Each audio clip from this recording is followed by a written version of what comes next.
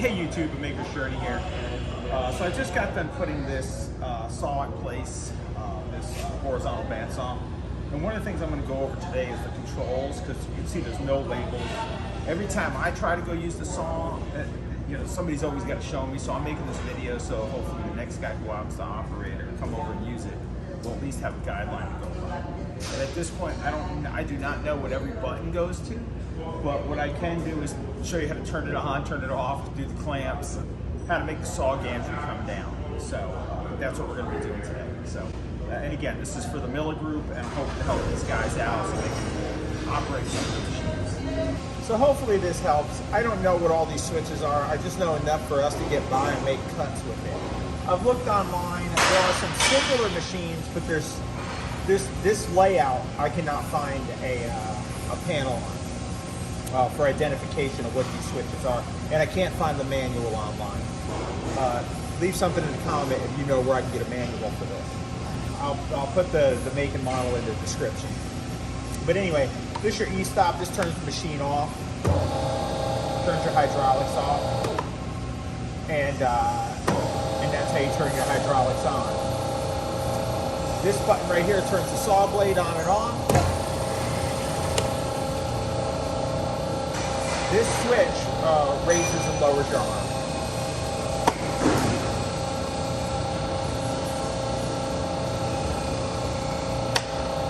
This switch will control your outside vise.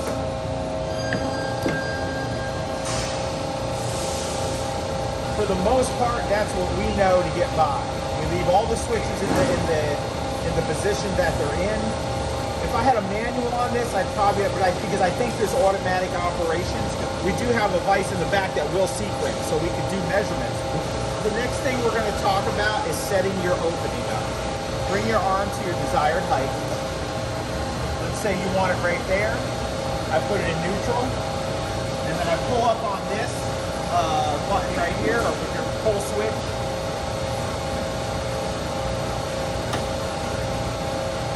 A little release button here, and then pull up. Now when you go to cut and you want to make your next cut, I'll bring the arm down. We're going to pretend that we just made a cut. Now when I bring it up, it's going to stop in that position that I set it at. Again, to recap on that, if you want to change the height, push down on this, change your height, pull up on it. And that will set your height to your arm.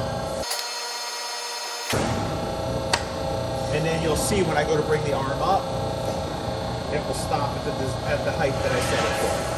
Another neat feature on this saw too is you can bring your arm down rapidly. I've taken this switch and turning it all the way to the right and pressing down on this lever.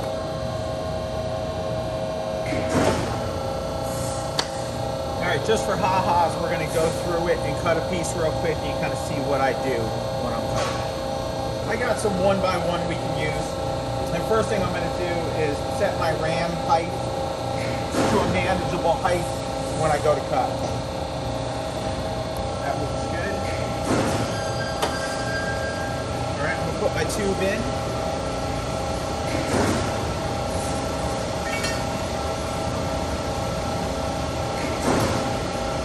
This is where bringing the ram down,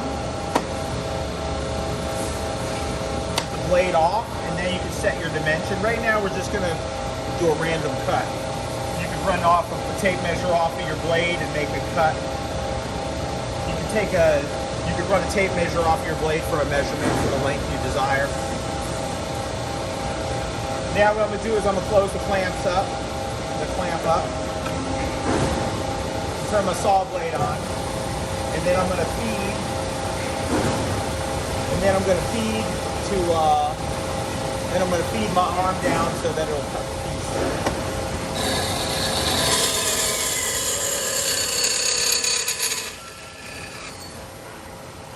That's it.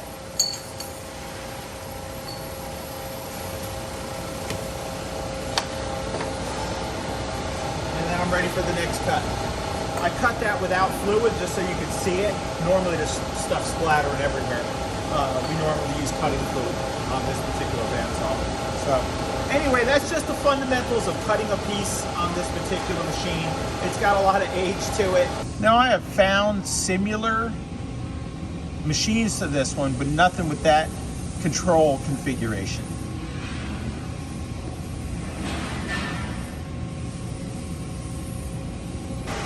Again, I'm just making these videos to help with some of these machines on how you set them up and things. My punch press video, guy just used it today, and he's familiar with the machine, with this particular die setup. He was just trying to figure out, and he said the video helped him out a lot. So, and that's the main reason behind doing these. And the more that I find out about this machine, the more I'll update. Maybe I'll do a blade changing video or something like that on here too, and hopefully I can find what all these switches do and things, and we can help the next guy out.